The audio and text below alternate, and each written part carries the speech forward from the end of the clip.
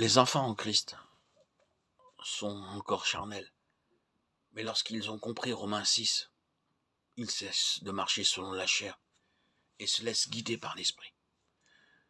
Puis, ils recherchent la séparation de l'âme d'avec l'esprit et deviennent enfin spirituels. L'intelligence est renouvelée.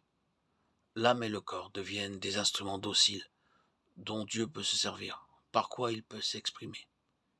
Et l'ordre qui présida à la création de l'homme se trouve rétabli. C'est-à-dire que le Saint-Esprit règne à nouveau sur l'esprit de l'homme, comme à l'origine. Il règne aussi sur l'âme, la personnalité, sur le corps, redevenu le serviteur, l'esclave. Maintenant, l'homme est vraiment spirituel. Nous pourrions aussi dire que désormais, il est un esprit qui habite une âme renfermée dans un corps mortel. L'apôtre Paul annonce clairement la rédemption du corps à l'apparition du Seigneur, 1 Corinthiens 15, 53. Nous-mêmes, nous soupirons en attendant la rédemption de notre corps, Romains 8, 23. Nous attendons aussi le Sauveur, le Seigneur Jésus-Christ, qui transformera notre corps vil pour le rendre conforme à son corps glorieux, Philippiens 3, 20, 21. Nous qui sommes dans cette tente, nous gémissons sous le poids, parce que nous souhaitons non d'être dépouillés, mais d'être revêtus, afin que ce qu'il y a de mortel soit absorbé par la vie, 2 Corinthiens 5, 4. Le corps reste donc terrestre, mortel, vase d'argile, 2 Corinthiens 4, 7, jusqu'au moment où il est semé dans la terre, à la mort. Après quoi, il ressuscitera corps spirituel, ou bien encore, s'il est vivant, il sera changé en un clin d'œil à la venue du Seigneur. Mais l'homme spirituel qu'anime et dirige quotidiennement le Saint-Esprit peut recevoir chaque jour davantage les arts de cette rédemption future.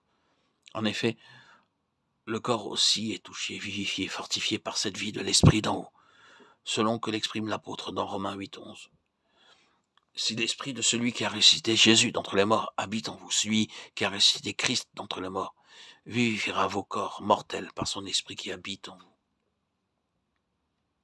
Cette puissance à l'œuvre dans le corps, celle de l'esprit du Père, qui a ressuscité Jésus d'entre les morts, ne peut agir, se manifester que si l'homme perd sa vie, son âme, selon l'expression du Christ.